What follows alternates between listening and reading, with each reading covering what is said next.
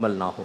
واقعی بس مختصر سے ایک عرض کر دیتا ہوں کہ سرکار ایک وادی سے گزر رہے تھے، ایک پہلوان سامنے سے آیا، کافر تھا، اور لکھا یہ کہ وہ اتنا لہیم و شہیم تھا کہ اگر وہ گائے کی کھال کے اوپر کھڑا ہو جاتا اور لوگ اس کو کھینچتے تو کھال پھٹ جاتی تھی، اس کے پاؤں کے نیچے سے نکالنا ممکن نہیں تھا۔ اللہ اکبر۔ سرکار سے جب ملا تو سرکار نے اس کو اسلام کی دعوت دی۔ اس نے کہا اگر آپ مجھے پچھاڑ دینا اچھا تو میں ایمان لے آؤں گا۔ اچھا اچھا عجیب۔ سرکار نے کہا آ جاؤ، ایک ہی وار میں اٹھا کے اس کو نیچے پٹک دیا، لیکن وہ ایمان نہیں لایا۔ اچھا پھر ایک اور تھے رکانہ رضی اللہ تعالیٰ عنہ، ان سے بھی ایسے ہی ہوا، وہ بکریاں چراتے تھے لوگوں کی، سرکار مل گئے وادی میں، کہنے لگے اگر آپ مجھے ہرا دینا میں ایک بکری دے دوں گا۔ سرکار نے ہرا دیا، ایک بکری لے لی، کہا پھر ریسلنگ ہوگی، پھر دوبارہ ہرایا، 3 بکریاں لے لیں سرکار نے۔ اب وہ کہتے ہیں میں سائڈ میں بیٹھ گیا، میں سر پکڑ کے کہ اب میں ان بکریوں کا حساب کیسے دوں گا؟ تو سرکار نے ارشاد فرمایا کہ ہم پر ایمان لاتے ہو؟ ایمان لے آئے، سرکار نے بکریاں بھی واپس فرما دی۔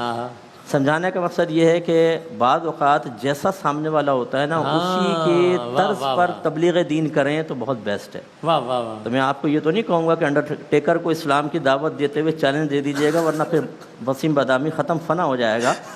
لیکن یہ ضرور ہے کہ ہمیں جیسے ڈاکٹرز کو دینی ہے تو ذرا انہی کی لینگویج میں، ان کی ٹرمز یوز کرتے ہوئے، انہی کے طرز کے اوپر۔ اسی طرح اسکول کالج یونیورسٹی میں جائیں تو وہاں بیان کا انداز مختلف ہونا چاہیے۔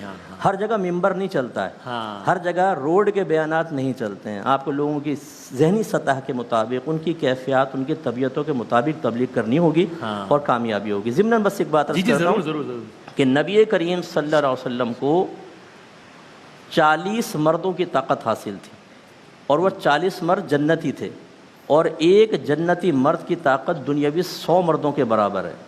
گویا کہ نبی کریم صلی اللہ علیہ وسلم کو 4000 مردوں کی طاقت حاصل تھی۔ یہ تو بخاری میں موجود ہے، حضرت انس کہتے ہیں کہ ہم آپس میں کہا کرتے تھے کہ سرکار کو 30 جنتی مردوں کی طاقت حاصل ہے، اور ایک روایت میں 40۔ اس کا مطلب آپ غور کریں کہ اگر مشیت الہی درمیان میں نہ ہوتی تو یہ نبی کریم صلی اللہ علیہ وسلم کے لیے جہاد وغیرہ صحابہ کو یوز کرنا کوئی پرابلم نہیں تھا۔ 1000 کا لشکر جرار تھا نا، 4000 مردوں کی طاقت والا چٹان اٹھا کے یوں پھینکتا تو ہوا میں اڑ جاتے سارے کے سارے، جو زمین پہ کھڑے ہو کے چاند کے 2 ٹکڑے کر دے۔ وہ کافروں کو 2 ٹکڑے نہیں کر سکتا، لیکن مشیت الہی ہے۔ جیسے حضرت نے فرمایا تھا نا کہ پہچانے نبی کریم صلی اللہ علیہ وسلم کو، ان کو اپنی مثل بشر نہ سمجھیں۔